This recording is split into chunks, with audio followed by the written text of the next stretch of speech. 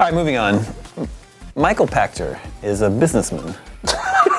He's a real good man of business. And a businessman who is known, whose name is known by every gamer, because he is an analyst who makes predictions about the video game industry.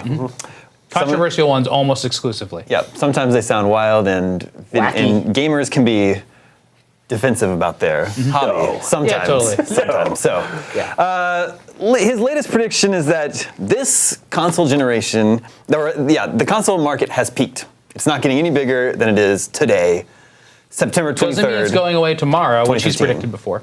Yeah. But it means that there can be a long run of consoles, but we already saw the most sell per console generation with the last generation. Yeah.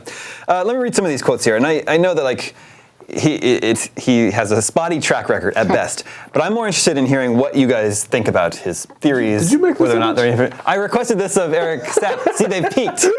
They've peaked. Good. You know, did you see we published a story this week that Mount Everest is actually pronounced Everest? Yeah, I saw that. Yeah, I saw that. No, I'm not gonna say that either. No. Also, it's GIF. I'm not going to say that either. It's an animated GIF, everybody. All right, Michael Pactor's quotes this week. Is it analyst or analyst? I think it's got to have an anal plan. Did you go to the zoo and see some giraffes? How are the graphics on that new Metal Gear game? Don't get into it. Why did you like that a lot more than giraffes? I don't know. Graphics was funny. All right. Space Giraffe had some good graphics. This is my first episode. I want to impress the host. All right, Michael Pactor says, this generation is not going to be bigger than the last generation. We're going to be about the same. The Wii U is going to sell 20 million units compared to 100 million for the Wii. Yeah. PlayStation 4 is going to sell 120 to 130 million. That's great. Xbox One will sell 100 to 110 million. That's great. Add it all together, that's 260 million units, maybe, and the last generation was 270. I probably agree with that. He says this is the last real console cycle. I don't mean that Microsoft, Sony, and Nintendo will go bankrupt and shut down. They will not. Each of them will make another console. Some people will buy them. And the next console cycle will be to this console cycle what the 3DS is to the DS. Meaning the 3DS is selling about 15 million units a year, while the DS had 5 consecutive years where it sold more than 26 million units a year. So about half as big. So he's basically saying it's as big as it's going to get. It's going to shrink down. Your video game market, people buying consoles, is going to be like your hardcore gamer market. While everyone else spreads out into the casual mobile PC gaming, set-top, and VR porn. Yeah, VR porn. He has more quotes, but first of all, let's take a breather. Yeah, that was a lot of information. Yeah, what do you guys think about it? So, aside from the anomaly that was the Wii, like the Wii, there probably will never be something like the Wii again in terms of something that like is that huge and mainstream in terms of gaming. I mean, how can you say that though? It's like we didn't predict the Wii.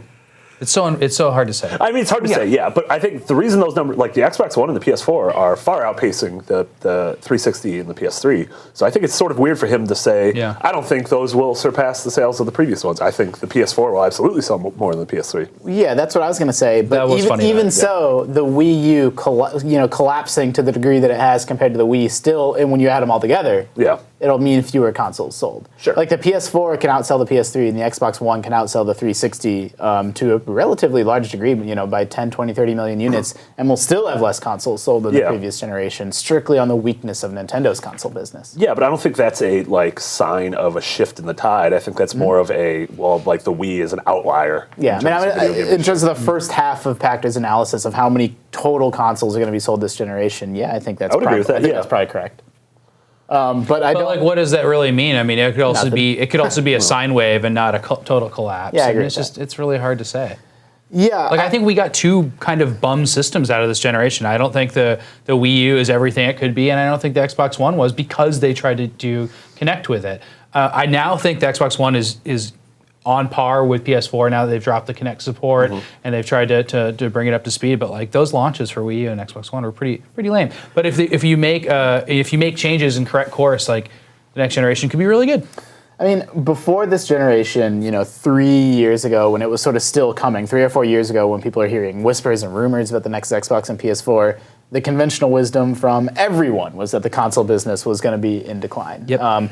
Mobile was taking over, PC gaming was surging, and consoles, it was the exact same thing. They're still going to be around, but they're just not going to be as big. And then, the PS4 has outsold the PS3 every single month, and the Xbox One is doing better than the 360. That's so crazy. That conventional wisdom has been proven super incorrect. So, I mean, I don't know. Who the heck knows? And it was also like the first year and a half, 2 years of any console launch is sort of like a relatively unimpressive lineup. Yeah. Whereas now, like this year has been incredible the first half of the year, and the next month and a half of games looks awesome. And it also it really depends on where a generation is going to end up in the end in terms of how many hundreds of millions of consoles are sold. Really depends on how many consoles are sold at like $99 and $150. Like the tail end of a console, like hardcore gamers are already kind of thinking about the next thing, but that console's still alive and making money for a lot of people. And that's when, quietly, like the 360 and PS3 continued to sell millions and millions of units for years afterwards. And like those rack up to a really big number. And like it's hard to predict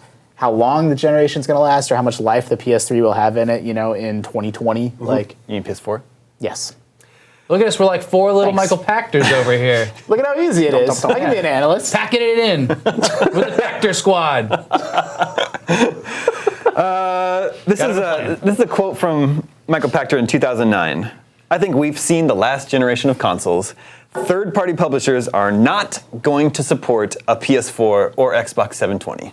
That's a quote from him in 2009. Why would you say that? Yeah, let's call it the Xbox One, stupid. You remember the Xbox 720 ads in Real Steel? Oh yeah, I forgot about that.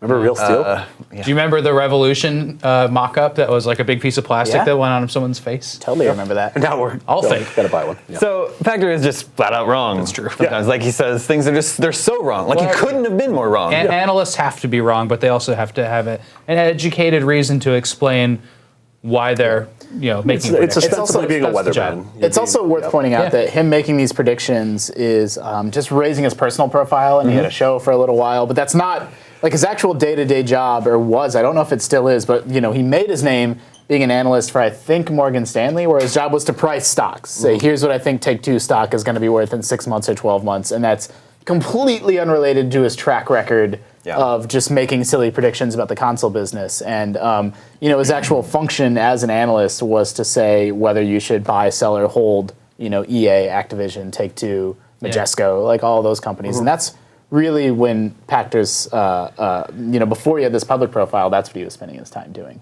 And we know any financial analyst that's publicly speaking about money, stocks, stuff like that, they're always wrong as well. And it's very dangerous. What about Mr. Mad Money? That guy likes to yell a lot. He really screwed up ahead of the financial market crash. Telling a bunch of people to buy. But the one when he was mentioning the DS compared to the 3DS, I mean that is an obvious because mobile is so big now. Like mobile, the phones people had, it was 7 years ago when the DS was selling that well, weren't nearly as powerful or interesting or robust as the things we all have in our pocket, especially in Japan. Yep.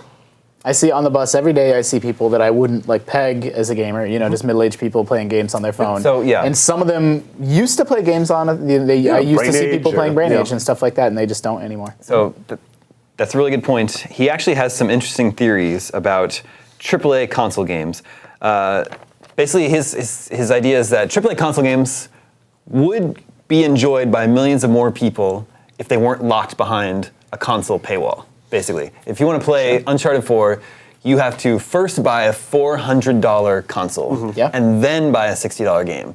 His theory is that millions more people would play Uncharted 4 if they just had to buy the game. Yeah. I mean, that might be an eventuality with mobile handsets. I mean, there's no reason your mobile handset can't drive your TV with amazing graphics in 10 years. Like, that's just, why would you ever have a dedicated console? Or a set-top box, like an Apple TV or an Amazon Fire.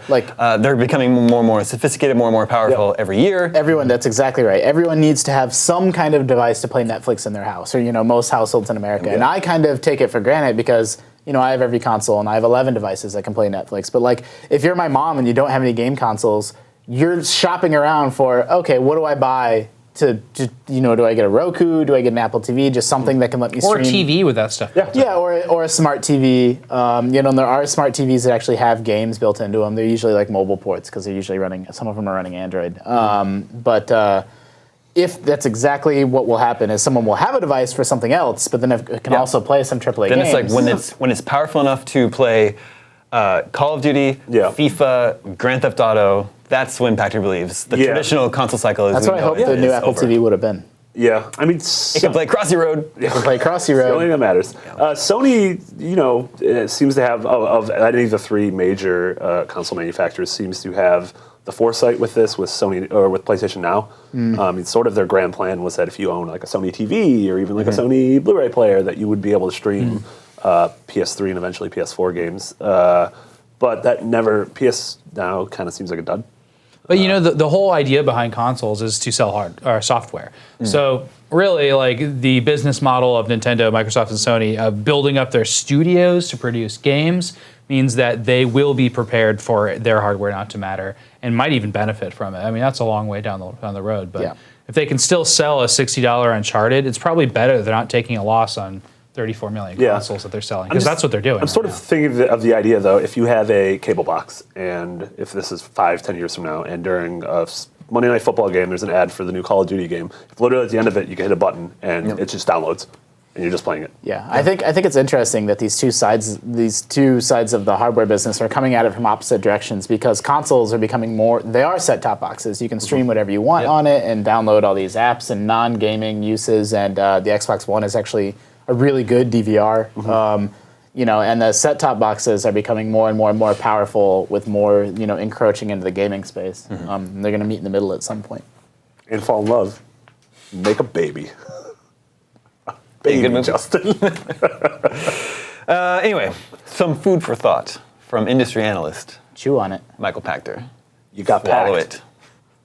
Swallow the whole thing. That's going to be my new sign-off. Swallow it. Marty Sleva, swallow it. Get us out of here.